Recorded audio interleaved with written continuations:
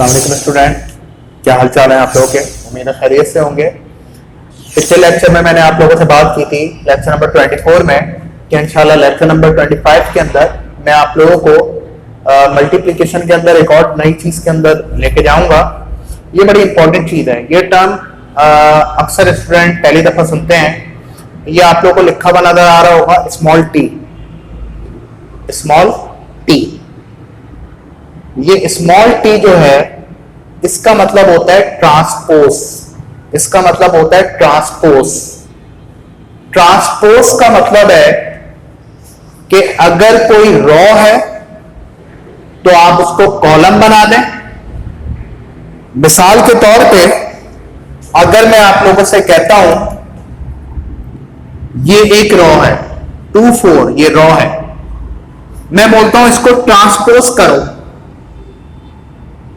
तो आप लोग क्या कर देंगे, इस रॉ को कॉलम बना देंगे। ट्रांसपोज का मतलब है ये रॉ है ना, आपने इसको कॉलम बना दिया। या दूसरे अल्फाज में ये कह सकते हैं कॉलम को रॉ बना दो, रॉ को कॉलम बना दो या कॉलम को रॉ में कन्वर्ट कर दो। इसको क्या कहा जाता है, ट्रांसपोज। ट्रांसपोज का मतलब होता है रॉ कन्वर्ट इनटू कॉलम और कॉलम कन्वर्ट इनटू रॉ। अब ये हमारे पास क्वेश्चन है, if a is equals to this, b is equals to this, find a transpose multiply by b। Number 2, b multiply by a transpose. दोनों में फर्क क्या है, इधर a transpose multiply by b, पहले a को ट्रांसपोज करना है, a को ट्रांसपोज करने के बाद उसको b से मल्टीप्लाई करना है। सेकंड में क्या है, b multiply by a bracket में है और उसके बाहर ट्रांसपोज है, तो पहले b को a से मल्टीप्लाई करना है, फिर जो आंसर आएगा उसको ट्रांसपोज करना है। स्टार्ट करते हैं सॉल्व करना।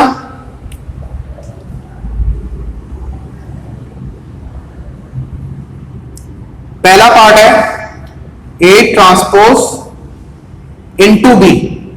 पहले हम लोग a को ट्रांसपोज कर देंगे।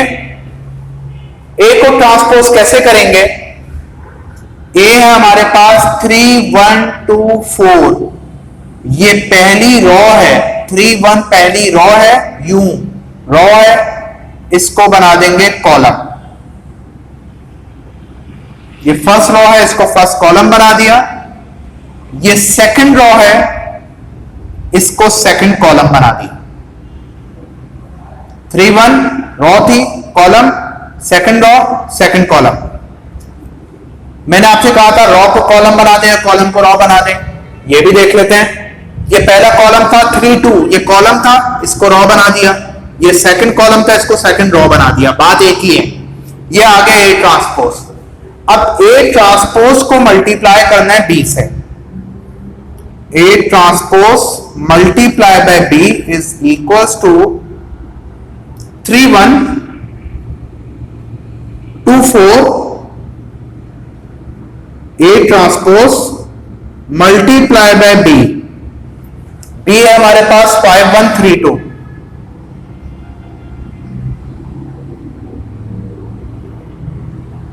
मल्टीप्लाई करेंगे इसको,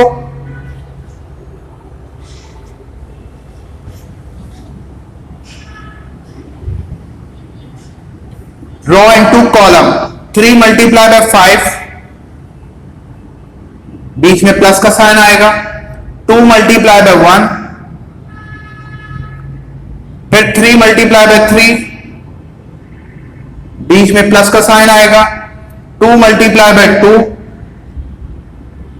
first raw first column, first raw second column, second raw first column. 1 multiply by 5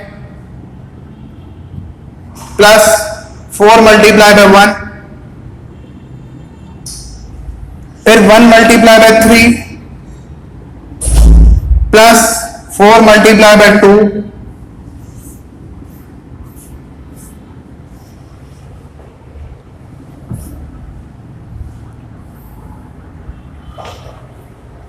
3 5 जा 15, 2 1 जा 2, 1 5 जा 5, 4 1 जा 4, 3 3 जा 9, 2 2 जा 4, 1 3 जा 3, 4 2 जा 8,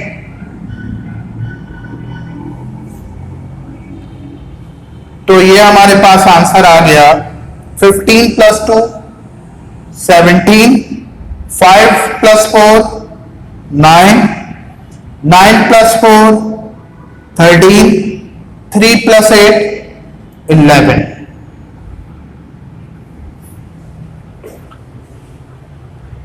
सेकेंड पार्ट है b multiply by 8t।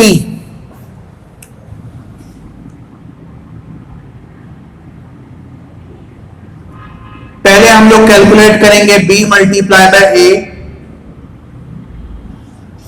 b है हमारे पास 5132,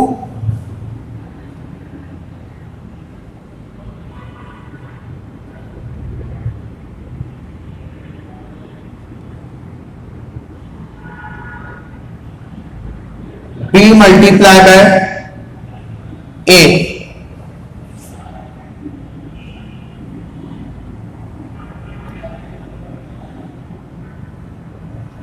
ए है हमारे पास 3214,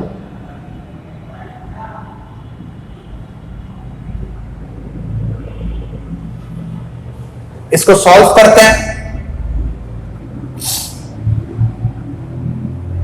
रो into column 5 multiply by 3 plus 3 multiply by 2, 5 multiply by 1 plus 3 multiply bye 4, 1 multiply by 3 plus 2 multiply by 2, 1 multiply by 1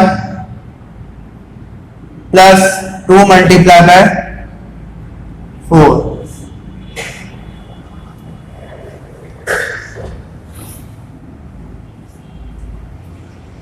5 3 is 15, 3 2 is 6, 1 3 is 3, 2 2 is 4, 5 1 is 5, 3 4 is 12, 1 1 is 1, 2 4 is 8,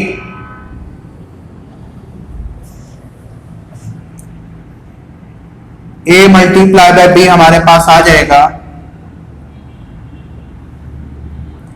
15 plus 6 21, 3 plus 4 7, 5 plus 12 17, 1 plus 8 9। अब ये question था b multiply by a t। एक जो इस question के अंदर थोड़ी सी गड़बड़ हुई है वो ये हुई है, b मल्टीप्लाई बाय a था, मैंने इसको कर दिया a मल्टीप्लाई बाय b यहां पे, जबकि b मैंने पहले लिखा हुआ है और a बाद में लिखा हुआ है। ये हमारा b है और ये हमारा a है। मल्टीप्लिकेशन एग्जैक्ट सही हुई है, सिर्फ यहां पे मैंने a मल्टीप्लाई बाय b गलती से लिख दिया था, इसको मैंने करेक्ट कर दिया। b था हमारे पास 5132 और a हमारे पास था 3214। मल्टीप्लिकेशन एग्जैक्ट हुई थी, a मल्टीप्लाई बाय b को मैंने करेक्ट करके b मल्टीप्लाई बाय a कर दिया। यहां पे भी इसको करेक्शन कर देता हूं, ये आ गया हमारे पास b मल्टीप्लाई बाय a। अब था हमारे पास b multiply by a bracket में, उसके आंसर को हमें ट्रांसपोज करना है, तो ये हो जाएगा b multiply by a transpose is equals to, अब ये आंसर है b मल्टीप्लाई बाय a का, इसको ट्रांसपोज कैसे करेंगे, रॉ को कॉलम बना दें या कॉलम को रॉ बना दें, एक ही बात है। 21 17 ये रॉ है, इसको मैं बना दूंगा यहां पे कॉलम, ये रॉ है ये कॉलम हो गया, ये सेकंड रॉ ये सेकंड कॉलम हो गया, 7 और 9। ये आ गया b multiply by a transpose. तो लेक्चर नंबर 22 से गालिबन हम लोगों ने स्टार्ट किया था मल्टीप्लिकेशन को, जिसके अंदर हम लोगों ने मल्टीप्लिकेशन अटेम्प्ट की, मल्टीप्लिकेशन 2 रॉज 2 कॉलम उसके थ्रू की। फिर लेक्चर नंबर 23 में भी हम लोगों ने मल्टीप्लिकेशन की। फिर लेक्चर नंबर 24 में भी मल्टीप्लिकेशन और उसके साथ प्लस और माइनस के ऊपर गए। और इसमें मुझे आप लोगों को समझाना था ट्रांसपोज का। और एक कंडीशन आप लोग याद कीजिएगा जिसमें मैंने आप लोगों को यह भी बता दिया था कि इस पार्ट के अंदर मल्टीप्लिकेशन पॉसिबल नहीं है क्योंकि रॉज और कॉलम के नंबर इक्वल नहीं है। तो तकरीबन 4 लेक्चर के अंदर हम लोगों ने अच्छे खासे क्वेश्चन मल्टीप्लिकेशन के सॉल्व किए हैं। अभी आगे भी हमारी कुछ एक आध क्वेश्चन हम लोग जब पास पेपर से अटेम्प्ट करेंगे तो वो भी मल्टीप्लिकेशन के हमारे आएंगे। पास पेपर से भी मैं इंशाअल्लाह ताला आप लोगों को मल्टीप्लिकेशन के कुछ क्वेश्चन सॉल्व कराऊंगा। आप लोगों का काम ये है कि अभी तक हमारा लेक्चर नंबर 25 तक इस चैप्टर के अंदर addition of a matrix, subtraction of a matrix, multiplication हो चुका है, ट्रांसपोज हो चुका है। ये तमाम की तमाम चीजें आप एक दफा जरूर रिव्यू कर लीजिएगा। और प्लीज रिक्वेस्ट है लेक्चर को सुने और इसको रेगुलर क्लास की तरह तमाम काम को अपने पास प्रॉपरली कॉपी जरूर करें। जितने भी अकाउंटिंग, बिजनेस मैथ, XYZ कोई भी सब्जेक्ट के आप लेक्चर सुन रहे हैं, प्लीज उसको अपने पास नोट डाउन जरूर करें। स्पेशली मैं अकाउंटिंग और बिजनेस मैथ के बारे में ये बात कहूंगा कि अगर आप लोगों ने इसको अपने पास प्रॉपरली रिकॉर्ड नहीं, प्रॉपरली अपने पास रजिस्टर में नोट डाउन नहीं किया तो आप लोगों के लिए बहुत बड़ी आगे जाके प्रॉब्लम क्रिएट होगी। बोर्ड पे करवाने का मकसद ही यह है, इसको प्रॉपर सॉल्व कराने का मकसद ही है कि आप लोगों के पास एक प्रॉपर काम होना चाहिए। यही अगर हमारी रेगुलर क्लास होती तो भी आप इसको इस तरीके से प्रॉपरली अपने रजिस्टर में मेंटेन करते और कॉपी करते। तो इसको आप जरूर कॉपी करें, एक एक चैप्टर को, एक एक क्वेश्चन को। इंशाअल्लाह ताला नेक्स्ट लेक्चर में आप लोगों से मुलाकात होगी। कोशिश मैं करूंगा तो इस नेक्स्ट लेक्चर के अंदर मैं कोई नई चीज इसके अंदर लेकर आऊं। अपना बहुत ख्याल रखिएगा। अल्लाह हाफिज।